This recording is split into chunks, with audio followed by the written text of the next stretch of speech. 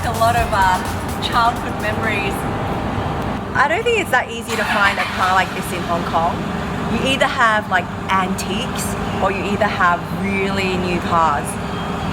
This in-betweener here is one piece of work. She's right, you know. It took me a week and a half to call around friends. Does anyone have a Corolla? Automatic?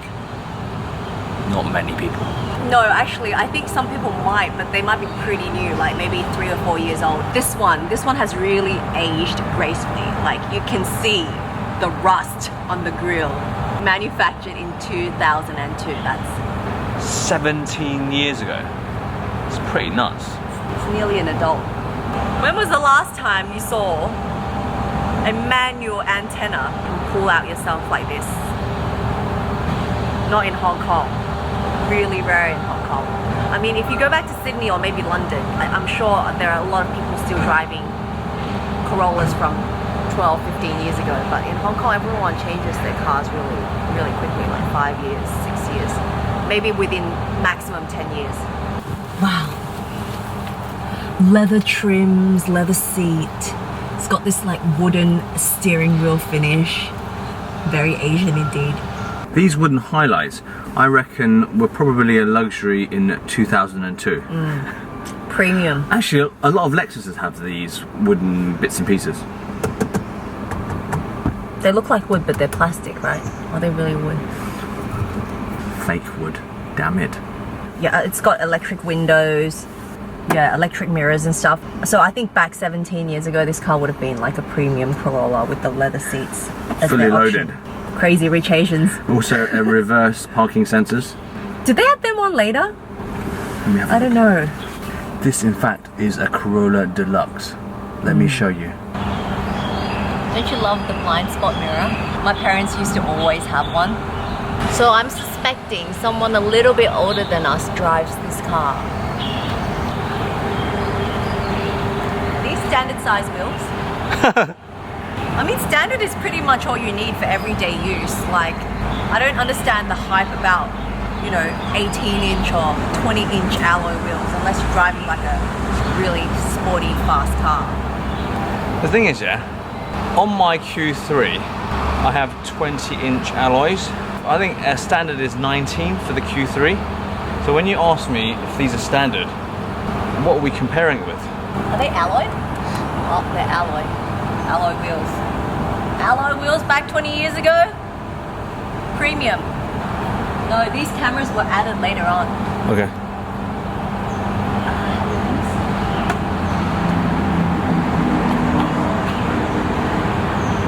What are you doing? How do you open it? You gotta open it from the front. That's high tech for you. See? Wow, 好大個籠. Basically, the driver's seat is now in Jason's position and he's moved himself to the passenger seat behind this. And leg space is a bit tight now, but because Jason's driving, but the head space is okay. It's pretty comfy back here. Practical. So a lot of people don't like to keep their cars for over 7 years in Hong Kong because when the car reaches 7 years, you have to go through some sort of inspection and have everything checked, and it's quite a hassle. I don't actually think it's that much hassle. I think people in Hong Kong like new things. We like chasing new fads, whatever's new, cars, phones, fashion, and once the car reaches about 5-6 years, people are happy to just trade it in for a new Mercedes or BMW.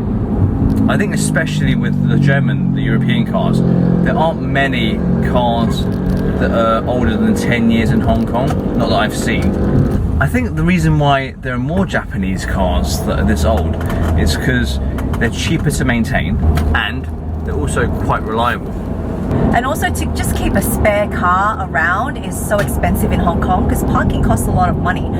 You're talking about $3,000-4,000 a month. Back at home in Sydney, we like to have a spare car in case one breaks down because you basically can't go anywhere without a car. Yeah. But in Hong Kong, you don't really need a spare car. You can get a taxi and there's like shuttle buses going to MTR stations. Hong Kong is quite a small city, so to get from A to B, even without a car, it's not too much hassle.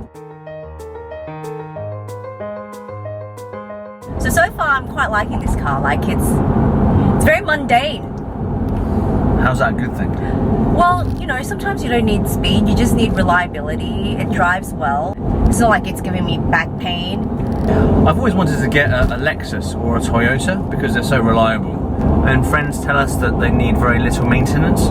This car, it would cost about 2,000 Hong Kong dollars to change the oil and to go for servicing. And because it's so old, it should be serviced every half a year. But $2,000 is nothing compared to the costs of a German car. Typically, it's about $5,000-6,000, also every half a year. So if you compare it on that, then you're saving almost $10,000 a year. It's a lot of money. When I say German car, I don't mean Porsche or the supercars. I'm talking about just the normal, everyday. When I had my Polo, it was $4,000 something every time I serviced it. That was about 4 years ago. That was like 8 years ago. Even French cars, even Renault, or I'm sure Volvo also, they cost about $5,000-6,000 per servicing, and that's the standard. But for Japanese cars, it's properly a lot cheaper. Let's get a papaya for Damon.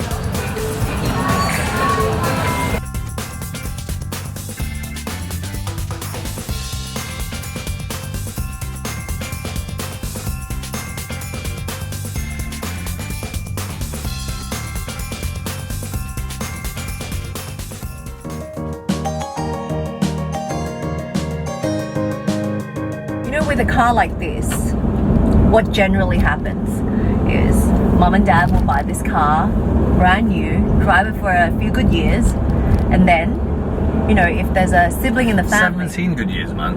they'll pass it down a few generations. When there's a sibling in the family that just got their Ps or their driver's license, you know, the parents will pass it down, and then the older brother or sister will pass it down to the younger brother or sister. Yeah. It's like an heirloom.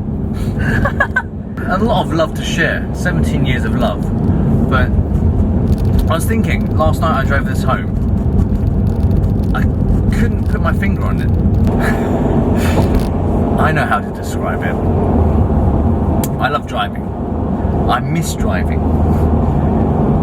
Were I to own this car, I don't think I'd miss the driving so much. It gets you from A to B, no problem. It's reliable. It's cheap to maintain. But there's no fun in the driving. It's a bit strange. So it's like wife material. No. I would not wife this car, no. You'd like an exciting, bubbly, loving wife. This is none of the, it's loving. It's going to be by your side forever. There's no bubble. Okay.